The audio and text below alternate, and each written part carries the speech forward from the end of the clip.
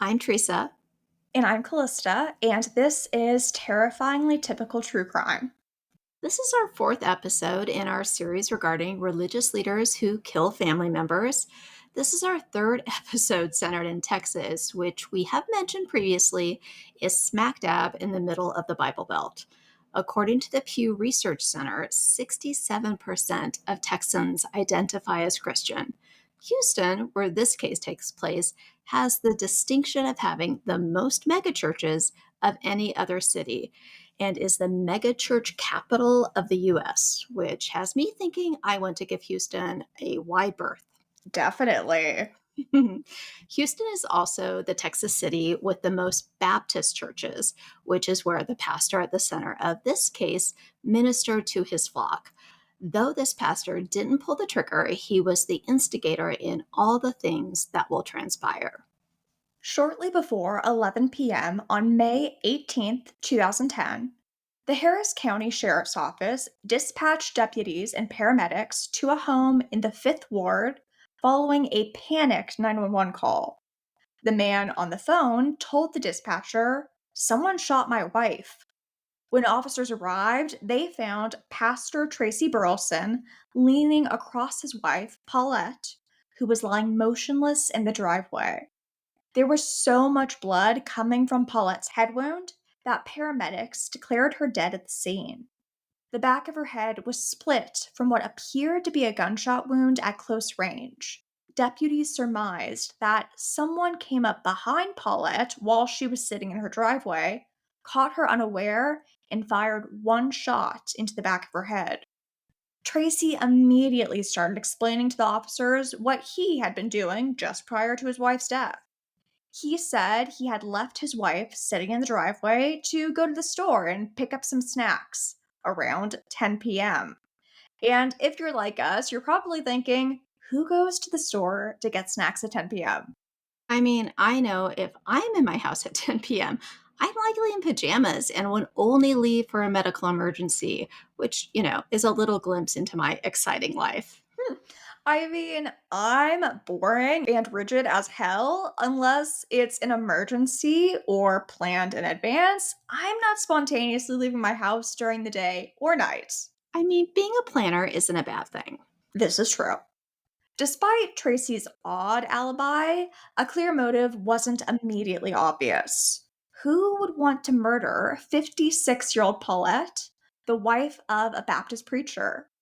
When asked if he knew of anyone who would want to harm his wife, Tracy hinted that all was not well at First New Mount Calvary Baptist Church, where he was pastor. Many members of the church did not get along with Paulette or Tracy. As for a suspect closer to home, in the audio from the 911 call, Tracy laments over and over again, "I did not kill my wife." Deputies' initial reaction was to believe the pastor, thinking that it was plausible that Paulette could have been shot in the short period of time it took for him to leave and come back. Unfortunately, the 5th District suffers a higher than average rate of violent crime. A lot of news articles regarding this area refer to it as the ghetto. And I'm sure most of us know that this word has a negative connotation, and a better moniker would be disadvantaged neighborhood. Generally, these neighborhoods suffer from high rates of poverty, limited job opportunities, low quality schools, limited access to healthcare, and are often isolated from essential services and tend to have a large minority population. As Tracy continued to proclaim his innocence, investigators said his attitude was that this terrible incident had happened to him. He wanted to be perceived as the victim and made a point of telling the officers that he was a man of God. His attitude was beginning to raise the officers' suspicions.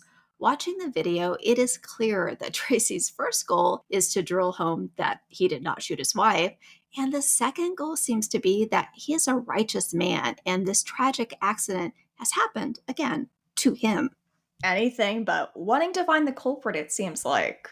and garnering as much sympathy as possible. Hmm. Tracy's statements weren't adding up. Where were the snacks that he had purchased from the convenience store? Did he eat the snacks in his car on the way home? If so, where were the wrappers? And most problematic, when officers verified the store Tracy said he went to, it was already closed when Tracy made his phantom purchases. This has nothing to do with the case, and maybe random things that pop into my head should simply stay there. But I immediately thought of, and this is a throwback, I think it is the second Twilight movie when Edward tells Bella to lie better. That's great. I can picture that from the many times I made you watch it with me when I was younger. The shame.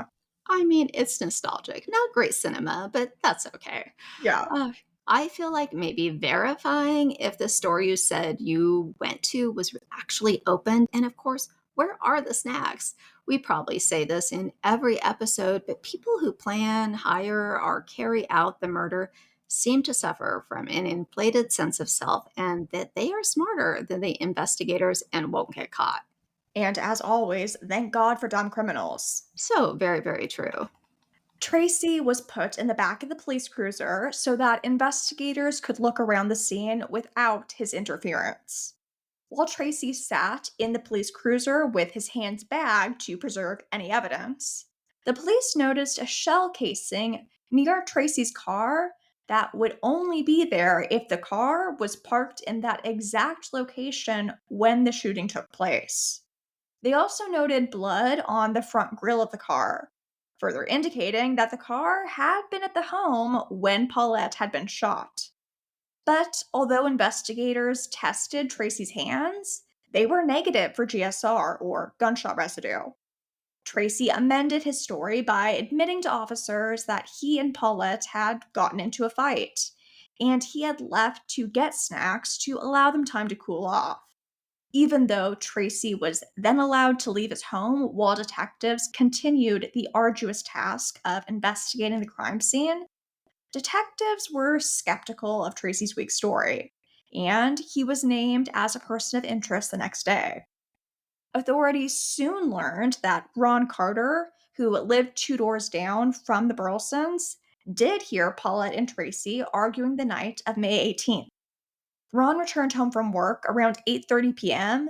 and saw his neighbors sitting on the trunk of their car. He heard Tracy say, "I am tired of you going through my goddamn phone and my Facebook."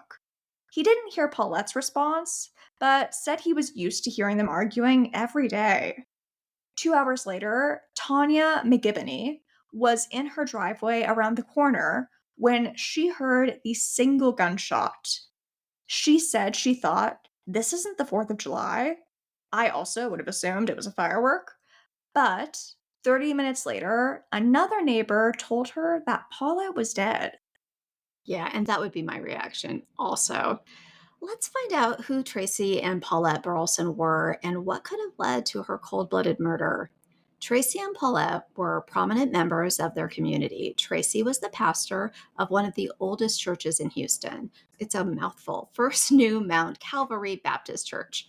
Tracy Bernard Burleson, also known as TB, was 30 when he met Paulette Ross, 42, in 1994 at the church he would later lead as pastor. Tracy was a drummer at the church with aspirations of one day becoming a religious leader. The two hit it off immediately, building what seemed like a solid relationship based on their shared faith. They married in July of 1995, and Tracy fulfilled his lifelong dream when in 2007 he was appointed pastor of the church where he and Paulette first met 13 years earlier.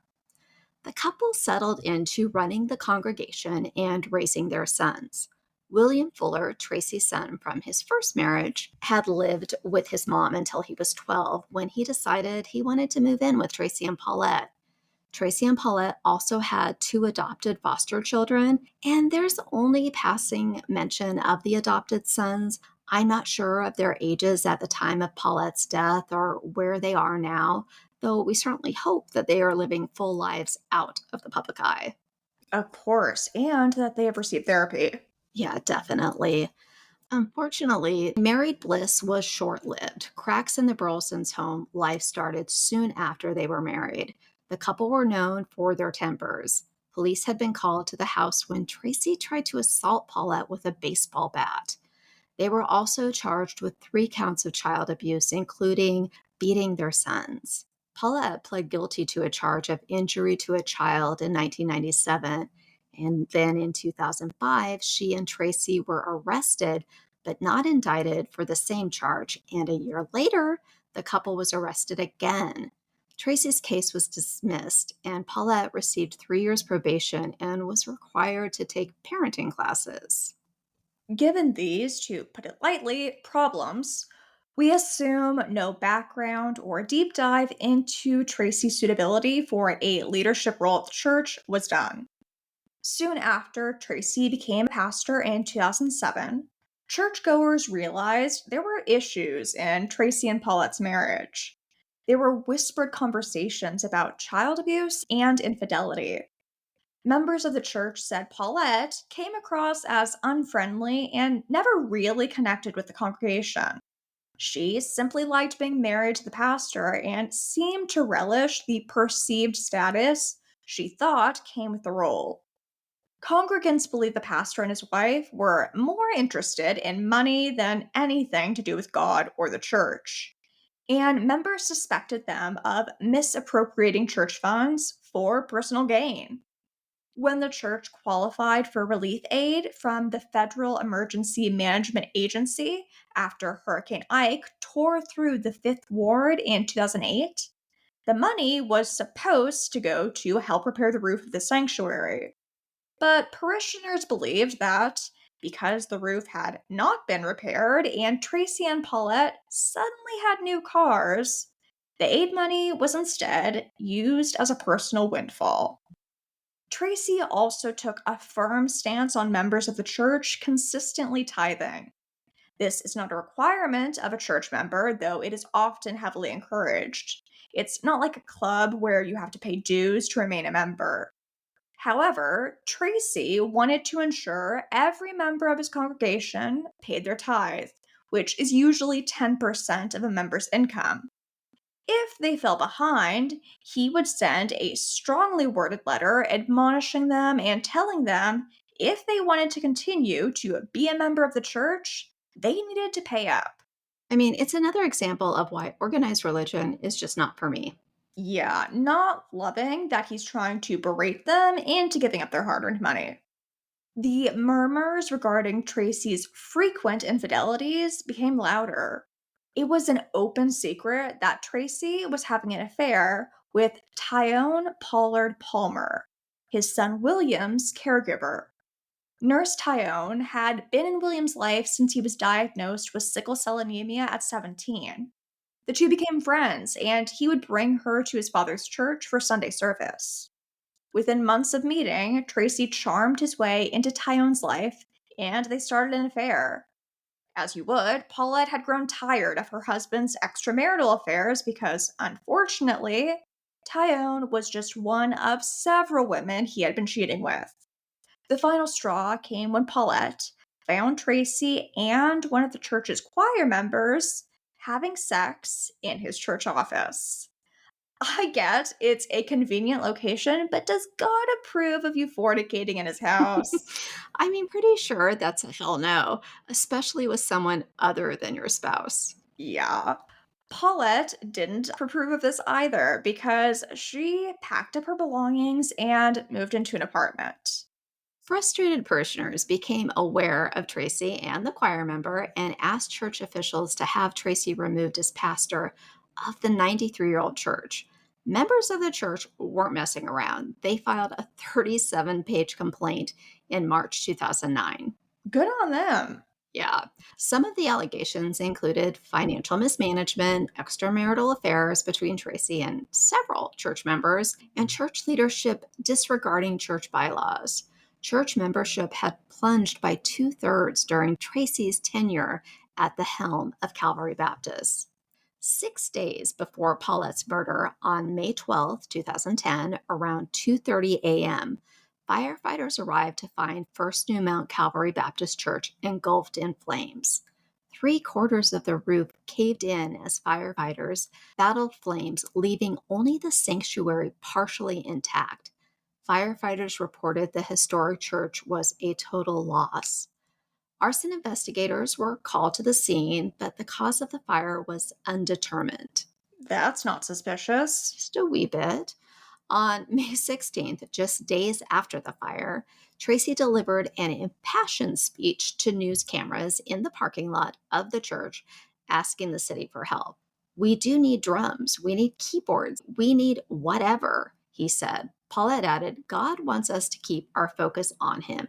If we take our focus off God, believe me, world, we have nothing. On Tuesday, June 8th, less than a month after Paulette was shot, Harris County Sheriff sent federal agents to arrest Tracy for his wife's murder. In a move that stunned church members, federal agents also picked up William and Tyone. Tracy and William were charged with murder. Tyone was charged with tampering with evidence after police said that she had helped the men get rid of the gun.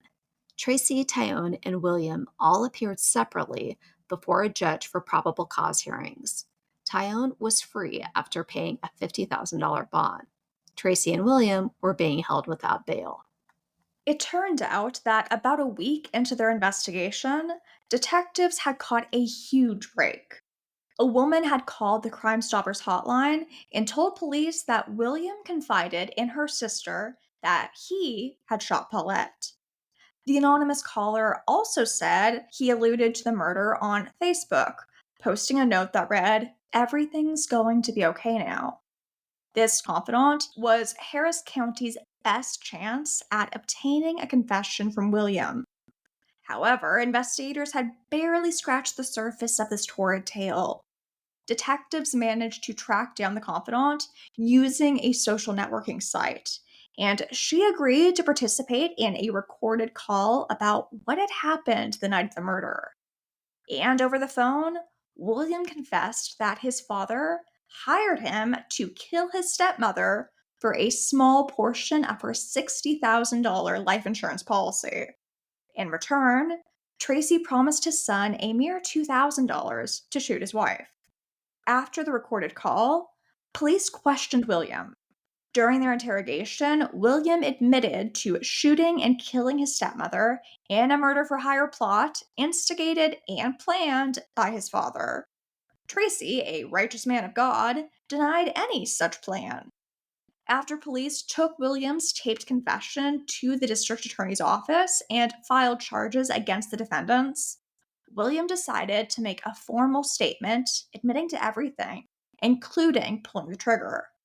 Still, Tracy and Tyone stuck to their stories, leaving 20-year-old William to take the fall.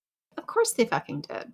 You mean the man who planned his wife's murder isn't showing his son any loyalty? Shocker. Yeah, right?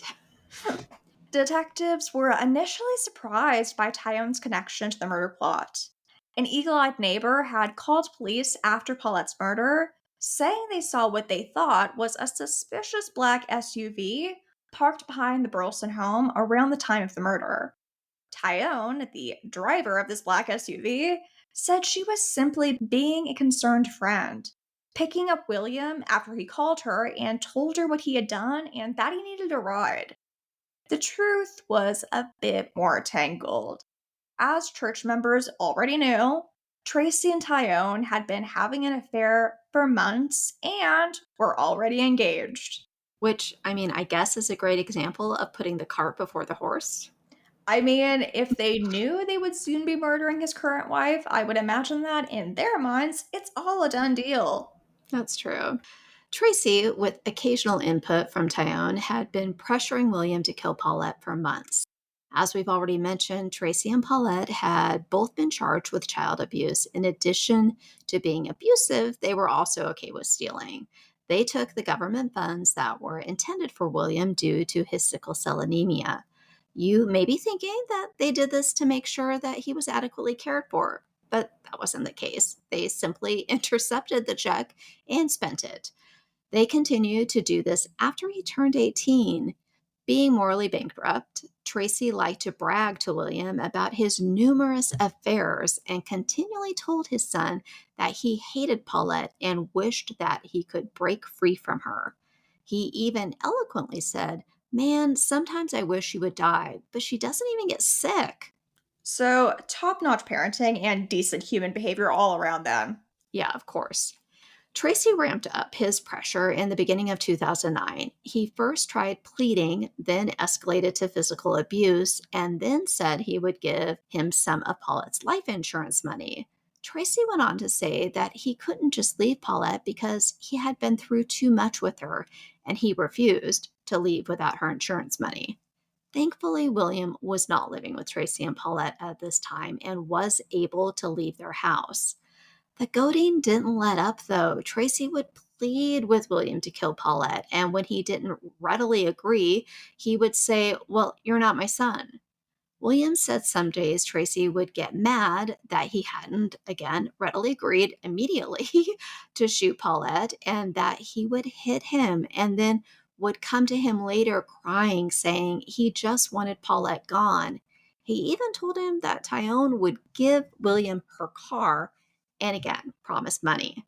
William said he just kept pestering and pleading with him.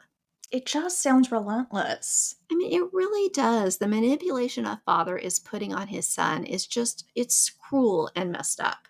Absolutely. No longer living with his parents, William had been living with Tyone, who he described as his best friend for months. Tyone had welcomed William into her home, and because she was a nurse, she took care of him when he was sick. Several months before Paulette's murder, she had been a constant, reassuring presence when he was hospitalized for about a month. Tyone and William had been friends long before William took her to a Sunday service at Calvary Baptist. But even though Tyone was only separated from her husband and Tracy was still married to Paulette, their affair began quickly after that first meeting. The night of the murder, Tyone drove William to Tracy's home, where Paulette had been staying since she had surgery and became unable to navigate the steps at her apartment. Tyone waited in the car while William entered the home from the back into the garage. Tracy had started an argument with Paulette so she would be unaware of her stepson's approach. Having snuck up behind her, William shot Paulette once in the back of the head. After he fired the fatal shot, William was frozen in shock. Tracy, not suffering any remorse, shook William and told him to get out of there so he could call the authorities. He also told him to get rid of the gun. William said he followed his dad's instructions by throwing the gun over an embankment near a bay as Tyone was driving him away from the crime scene. She then took him to her cousin's house to shower and change. And now, what every true crime program on this case seems to want to focus on, 2 days after William shot Paulette, he and Tyone began having a sexual relationship. William was so enamored with her that he even got Tyone's lips tattooed on his neck. Some articles seem more than willing to focus on this salacious detail, even stating that Tyone was sleeping with both father and son at the same time. And to drive the point home, an exclamation point was added to the text. I mean, call me crazy, but I personally find the most damning and dubious part of this case to be that a father pressured, cajoled, and strong armed his 20-year-old son to kill his stepmother. That does seem like the part we should be focusing on, since Paulette is dead, but I can see why you'd have a hard time ignoring this element. I mean, sex and scandal do sell. That they do. Tracy inevitably found out about the relationship between his son and his fiancee and responded by yelling and hurling insults at William. When William wanted to turn himself into the police, Tracy threatened him. Prosecutors charged Tracy, William, and Tyone with capital murder. Tyone was also still charged with tampering with evidence. The state did not seek the death penalty. William agreed to plead guilty for a sentence of 20 years with the possibility of parole. He was facing 99 years if convicted. And as part of his plea bargain, he was also required to testify against his father and his former friend. William led the investigators to the burned weapon.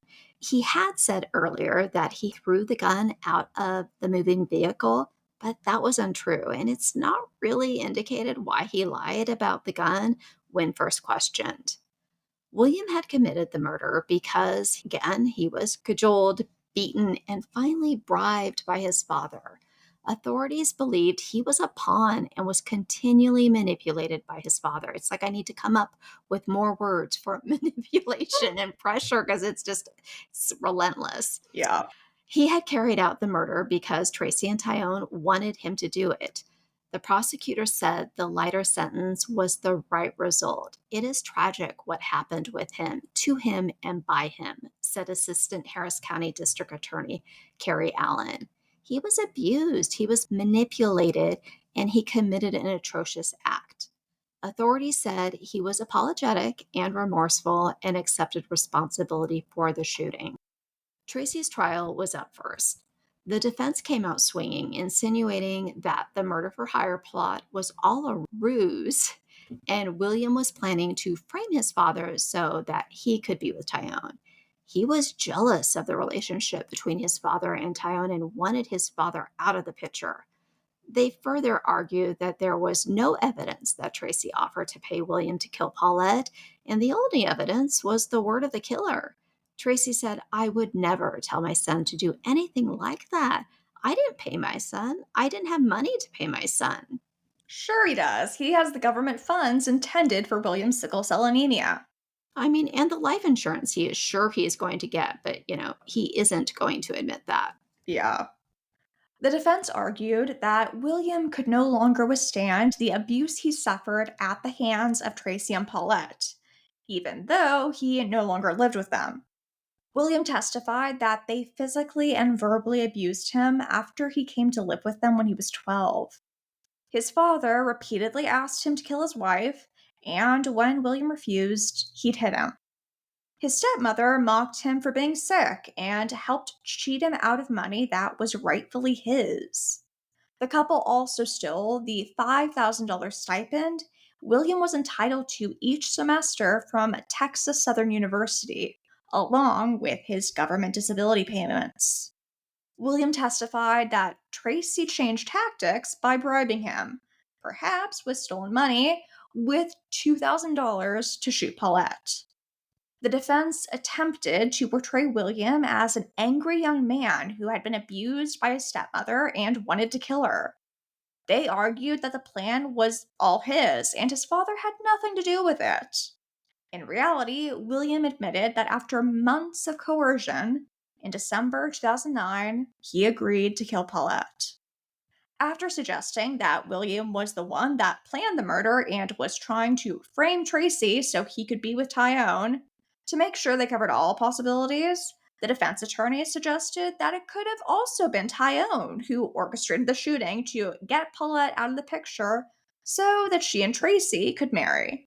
I mean, suggesting anything but our client is a despicable human being. Anything but that.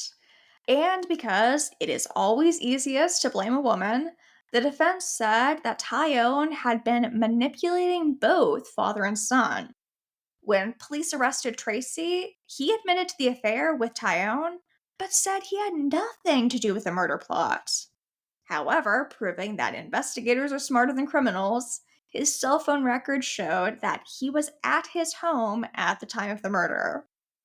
Prosecutors played for the jury the first half of Tracy's recorded statements to police, where for more than 2 hours he can be heard saying he was not involved. I'm giving you the truth, Tracy said. He repeated over and over again, I did not shoot my wife. Prosecutors argued that Tracy was about to lose everything. Church officials wanted him out of the church. There was evidence that Tracy had been told by the deacons of the church that he would be asked to leave his position if there was evidence that he engaged in any extramarital affairs. And Paulette wanted him out of the house. He had planned the murder to gain control of her assets and intended to use part of the life insurance policy to pay for his wedding to Tyone. When prosecutors questioned him about the night of the murder and his lies about where he was during the shooting, Tracy said he had driven to the store for snacks, realized they were closed, so he returned home. But knowing that didn't sound great or really like complete bullshit, he said he was not home. He did not know that his son was going to shoot Paulette, and he only lied about the store being open, but he really, really did drive there. It's like he can't wrap his head around why no one believes his emergency snack story. I mean, he planned that out. He probably went over that in his head several times. Why aren't they believing it? Why are they questioning me? Why is this not going according to my plan? Yeah. Detectives further believed that Paulette was going to tell police about the church fire. She knew that Tracy had set fire to the building to collect the insurance money. He had told investigators he had nothing to do with it and that he was asleep at the time. But again, cell phone records show that he was in the same cell tower zone as the church on the night of the fire. During his taped interview, Tracy adamantly denied any wrongdoing involving the fire that destroyed his church. No charges were filed in connection with the fire. Maybe there wasn't enough evidence, but I know which version of events I believe. Yeah, me too. Tracy sat expressionless as the jury began hearing closing arguments. Prosecutor Caroline Dozier told the jury William Fuller hated his stepmother, but he didn't kill her to frame his father. He did it because he loved his father. Family members described the relationship between Tracy, his wife, and son as dysfunctional, which I think is putting it mildly. Witnesses told the jury Tracy was known to have extramarital affairs. Tracy and Ty convinced William the only way they could have a happy family was if Paulette was out of the picture. Assistant District Attorney Carrie Allen told the jury Tracy sweetened the pot by offering insurance money. Paulette's sister, Fanny Aaron, said, I put it all in the hands of God and the judge and the jury. They served his due what he deserved. I'm sad that I can't bring my sister back, but God has prevailed. I thank them for making the right decision. In the end, William's formal statement and corroborating evidence led to a guilty verdict for Tracy. He was sentenced to life behind bars without parole for killing his wife. The jury spent 5 hours deciding the disgraced pastor's fate. Dirk Foote, a friend of Tracy's, said he could have done so much for the community if he had stayed humble, if he had helped his congregation. If Tracy had done the work, he would have gotten what he had always wanted accolades and respect. Now you have members of the church that are leery because of the scandal. On so many levels, the senseless tragedy has affected the community. Sharon Fuller, William's mom, said there were all these bizarre details surrounding the case. Out of the three people involved whose lives were so intertwined, none of them got what they wanted. There was so much greed and pain. Paulette did a lot of vile things in life, but she didn't deserve to die. Sharon thinks all three are still lying. However, she does believe, based on the ballistics reports and William's confession, that he did pull the trigger. Next up was Tyone's trial, which was rife with antics that the media couldn't help but share. Prosecutors said she helped plan the murder in the hopes that by getting rid of Paulette, she would be free to marry Tracy.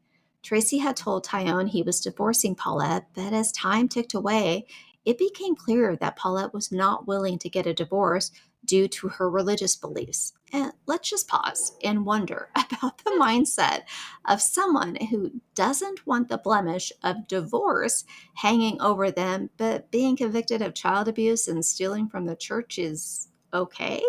The mental gymnastics people engage in to justify their behavior is almost unreal. It really is. As Tracy had mentioned to William numerous times, he couldn't just leave Paulette. He had never intended to seek a divorce because if he had, he wouldn't get her life insurance proceeds. And I wonder if he really was the beneficiary of her policy. She did have a son from a previous relationship, and I don't know, he may have been the beneficiary. Do we assume Tracy checked? I mean, maybe. That seems like something you'd want to verify before committing murder, but maybe he still would have done it to have a quote unquote clean break before marrying Tyone. It's not as if he'd want to be known as the divorced pastor, The scandal. right? As we previously mentioned, Tyone was accused of picking up William after he shot Paulette and helping him to burn the weapon. Tyone professed her innocence, claiming she knew nothing about the crime. William had agreed to testify for the prosecution as per his plea deal, and the atmosphere was tense. He was argumentative and agitated with the defense attorney's questions. He said, "They asked me to kill my stepmama so they could get married. She bought the gun. That's why she bought the gun." He became angrier and began verbally attacking Tyone and her husband, who was seated in the gallery, and William attacked them with obscenity filled rants. William had to be restrained and dragged out by a bailiff. William's mother told reporters that Tyone's husband was making faces at him from his seat in the courtroom. I mean, what? Is he 12? Yeah, it's like what a sibling does behind their parents' back. I get he's upset, but maybe his energy could be better spent getting a divorce instead. Agreed. I mean, I'm surprised he was actually in the courtroom. Maybe it was just to make faces at William. Who knows? It could have been. The following day, the judge directed a stern warning to William that any profanity laced tirades would not be allowed. He did have several outbursts, but these were directed at the defense attorney questioning him. The defense repeatedly questioned him about the timeline of the night of the murder. William screamed, "I was completing a murder. You don't keep up with exact time and dates." Which does sound like the truth. The prosecution had very little physical evidence tying Tyone to the crime, so they worked closely with detectives to find clues to corroborate William's statements. One of Tyone's coworkers told police that she had asked for their help in buying a gun. Because this information tied Tyone to the weapon, Tyone's attorney tried to convince the jury that the mother of three was only guilty of tampering with evidence.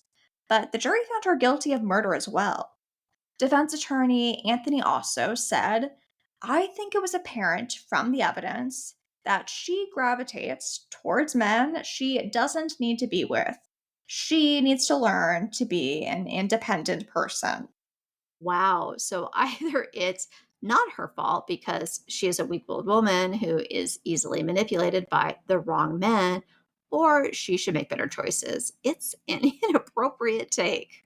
Yeah, that's not really the best comment or the best defense. Paulette's family thought the sentence was light. "I'm halfway pleased with it. Life goes on, I have closure," said Joyce Bingham, Paulette's sister. Sharon Fuller, William's mother, also thought she got off easy. "7 years to me is a slap on the face for the family." Attorney also said he was relieved by the 7 year sentence, which is 2 more years than the minimum 5 years for murder mandated by Texas law. He added, "Anytime the state of Texas is trying to put your client away for life without parole, I'll take 7 years." In addition to the 7 year sentence for murder, she was given 10 years probation for tampering with evidence.